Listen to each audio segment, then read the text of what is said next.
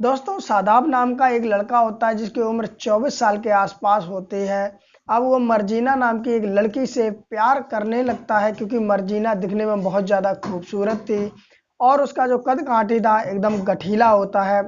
अब शादाब उससे प्यार मोहब्बत करने लगता है, इजहार कर देता है और इजहार करने के बाद में फिर उनकी मुलाकातें चालू हो जाती हैं और मुलाकातें जब एक बार चालू होती है तो धीरे-धीरे कब शारीरिक संबंध तक पहुंच जाती हैं, उनको खुद भी पता नहीं चलता। और जब वो एक दूसरे से शारीरिक संबंध बनाते हैं तो उन्हें एक दूसरे में इतना मज़ा आता है कि अब वो कभी भी उनको छोड़ना नहीं चाहते। लेकिन समय के चलते कहते हैं कि जब घरवालों को पता चलता है, जब मर्जीना के घरवालों को पता चलता है तो वो मर्जीना की शादी कहीं दूसरी जगह कर देते हैं। अब जो शादाब होता है वो मर्जीना के प्यार में तड़पने लगता है, भटकने लगता है।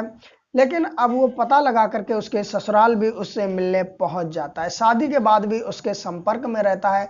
जब ससुराल वालों को ये बात पता चल जाती है तो कुछ फिर उसके साथ में ऐसा होता है कि आप भी सुनोगे तो परेशान हो जाओगे, हैरान हो जाओगे कि आखिरकार कोई उसकी ही प्रेमिका उसके साथ में ऐसा कैसे कर सकती है। तो दोस्तों बने रहें, कहानी के एंड तक जानेंगे इस कहानी में कि आखिरकार शादाब के साथ में होता क्या।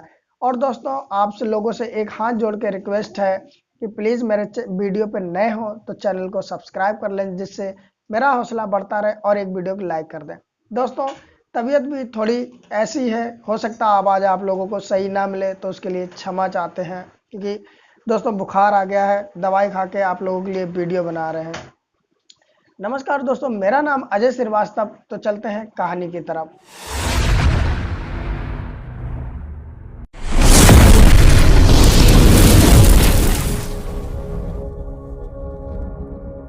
आज की जो कहानी है ये कहानी है हरिद्वार से, और हरिद्वार के अंतर्गत एक कोतवाली लगती है, मैंगलोर कोतवाली। मंगलोर कोतवाली के अंतर्गत एक जगह पड़ती है मलकपुरा। मलकपुरा में जो कि एक परिवार रहता है और जो उनके मुखिया का नाम होता है, उनका नाम मुस्तकीम होता है और उनका ही बेटा शादाब होता है जिसकी उम्र 24 साल के आसपास होती है। अब वो 25 अगस्त को मंगलोर कोतवाली पहुंचते हैं और पहुंचने के बाद में अपने बेटे शादाब की गुमशुदगी की रिपोर्ट लिखवाते हैं और कहते हैं कि मेरा बेटा बिना ही बताए घर से चला गया है, ना जाने कहाँ चला गया, जो दोबारा लौट के ही नहीं आया। काफ़ी मैंने ढूंढने की तलाश की, अपनी रिश्तेदारी में पता किया, लेकिन मेरा बेटा जो है वो पता ही नहीं चल रहा कि आखिरकार गया तो गया कहाँ है। अब जो पुलिस वाले होते हैं मुस्तकीम के कहने से रिपोर्ट दर्ज करने के बाद में अब शादाब की ढूंढने की तैयारी कर लेते हैं और उसको ढूंढा जाता, खोजा जाता है।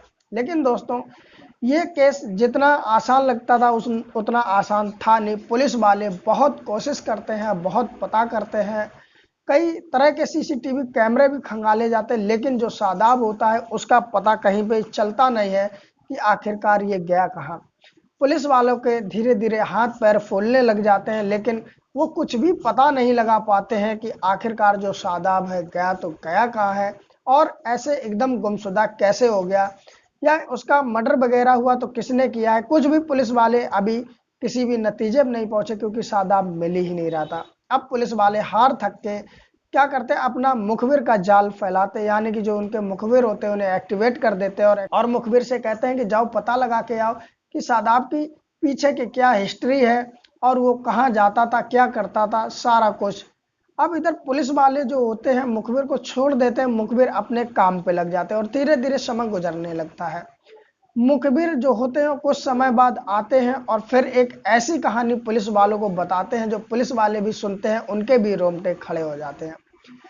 मुखबिर उनको बताते हैं कि आज से कुछ समय पहले जो कि शादाब होता है वो एक लड़की से प्यार करने लगता है। शादाब अपने जब काम पर जाता था तो उसकी एक लड़की से आंख लड़ जाती है जिसका नाम मर्जीना होता है, और मर्जीना मूल रूप से तेली बाग गंग नहर की निवासी होती है। वहीं पर शादाब से उसकी आंख लड़ जाती है।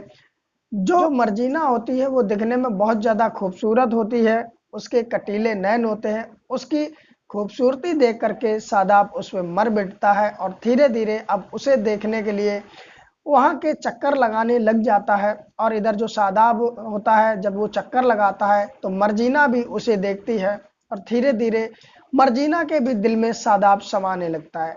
शादाब जो कि उसकी उम्र 24 साल के आसपास होती है, अब शादाब जब मर्जीना को देखता है धीरे धीरे उससे बातचीत चालू कर देता। जब भी उसे मौका मिलता है उससे बातचीत करता और उससे कहता कि मैं तुमसे बहुत ज़्यादा प्यार करता हूँ, मैं तुम्हारे बिना नहीं रह सकता। जो मर्जीना होती है वो भी शादाब को पसंद कर लेती है और एक दूसरे के नंबर चेंज कर लेती है। चेंज होने के बाद में अब ये घंटों घंटों फ़ोन पर लग करके बात किया करते थे। शादाब जो होता है बिना बात करे उसको चैन नहीं मिलता और जो मर्जीना होती वो भी उससे बातें किया करती थी। समय धीरे धीरे गुजरने लगता है और धीरे धीरे इन्हें जब भी मौका मिलता था ये बाहर कहीं ना कहीं पे मिल लेते हैं। और एक समय ऐसा आता है जब शादाब मर्जीना से कहता है कि मुझे आज खुल के प्यार करना है, मेरा दिल कर रहा है खुल के प्यार करने का, तुम मिलो। मर्जीना जो होती है वो भी यही चाहती थी, तो मर्जीना भी मिलती है और फिर शादाब और मर्जीना एक ऐसी जगह मिलते जहां उन दो के अलावा कोई भी ना हो और फिर प्यार से मुलाकात चालू होती है और धीरे धीरे कब शारीरिक संबंध तक पहुंच जाती है इनको खुद नहीं पता चलता है। और धीरे धीरे एक एक करके ये दोनों एक दूसरे के कपड़े उतारते हैं और जब शादाब मर्जीना का शरीर देखता है तो वो दंग रह जाता है और उसकी खूबसूरती पर तो वो पहले से ही फिदा था। अब वो एक दूसरे के साथ में शारीरिक संबंध बनाने लगते हैं और इस कदर शारीरिक संबंध बनाते हैं कि मर्जीना जो होती है उसको इतना मज़ा आता है कि अब शादाब उसके दिल में बैठ जाता है और इधर शादाब को भी उसके साथ में इतना मज़ा आता है कि मर्जीना उसके दिल में बैठ जाती है। यानी कि अब ये एक दूसरे के बगैर रह नहीं सकते। अब ये जब भी इन्हें समय मिलता था कभी मर्जीना शादाब को बुला लेती थी, कभी शादाब कहीं पर भी मर्जीना को बुला लेता था। इन दोनों के संबंध बनने चालू हो जाते और एक बार जब संबंध बनने का सिलसिला चालू होता तो आप लोग समझ सकते हो कि ये खत्म होने का नाम नहीं लेता है। धीरे धीरे समय बीतने लगता है लेकिन कहते हैं कि ऐसी बातें छुपती नहीं है। धीरे धीरे मर्जीना के घर वालों को पता चल जाता है कि मर्जीना जो है किसी शादाब नाम के लड़के से इश्क लड़ा रही है और जो कि घर वाले उसे समझाते हैं लेकिन मर्जीना समझती नहीं है। जब वो नहीं समझती है तो मर्जीना के घर वाले आनन फानन में जल्दी एक जगह लड़का देखते हैं और लड़का देखने के बाद में मर्जीना के लिए उसका निकाह उस लड़के के साथ में तय कर दिया जाता है। धीरे धीरे वो समय भी आ जाता है जब मर्जीना का निकाह उस लड़के के साथ में हो जाता है और मर्जीना अपने ससुराल पहुंच जाती। अब जो शादाब होता है वो इधर उधर भटकने लगता है, उसकी तन्हाई में रोता है, कभी कुछ करता कभी कुछ करता और उसे बर्दाश्त नहीं हो रहा था। धीरे धीरे उसके पता लगाते हुए वो मर्जीना के ससुराल भी पहुंच जाता और पहुंचने के बाद में शादाब से मिलता है। अब जो कि मर्जीना होती है वो भी ये चाहती थी कि वो भी शादाब को छोड़ना नहीं चाहती थी, लेकिन अब शादी तो हो ही चुकी थी, आखिरकार कर भी क्या सकते हैं। अब मर्जीना जैसे ही समय मिलता था शादाब को फ़ोन करके अपने ही ससुराल में बुला लिया करती थी और समय मिलने पर वो शारीरिक संबंध भी कायम कर लिया करती थी।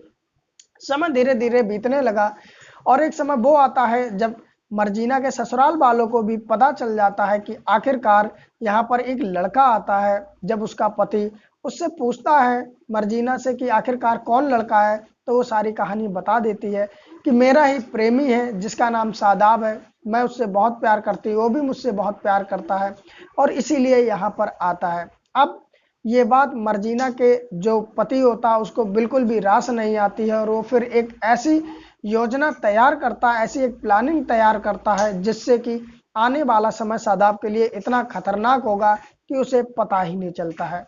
अब मर्जीना से उसका ही पति फ़ोन कराता है और कहता है कि शादाब को यहाँ पर बुलाओ।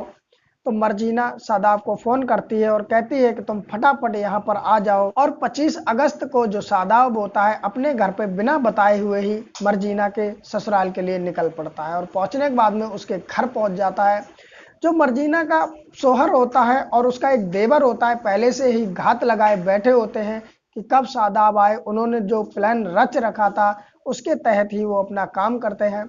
शादाब जब उसके घर पे पहुंच जाता है तो उसको वहां पर पकड़ लिया जाता है और पकड़ने के बाद में शादाब के एक तेजदार हथियार से गला रेत करके हत्या कर दी जाती है और हत्या करने के बाद में उसका शव जो होता है एक बोरे में भर के गंग नहर में फेंक दिया जाता है। ये सब बातें जब जो मुखबिर होते हैं वो पुलिस वालों को बताते हैं तो अब वो जो कि मर्जीना होती है उसको पुलिस वाले गिरफ्तार करते हैं और गिरफ्तार करने के बाद में साथ साथ उसके पति और उसका जो देवर था उसे भी, तीनों को गिरफ्तार कर लेते। और गिरफ्तार करने के बाद में फिर उनसे पूछताछ होती है, जो कि पूछताछ में वो लोग कबूल लेते हैं कि हाँ, उसका शौहर कहता है मर्जीना का कि मैंने ही मर्जीना से शादाब को बुलवाया था और प्लान के मुताबिक उसकी हम तीनों ने मिलकर के हत्या कर दी।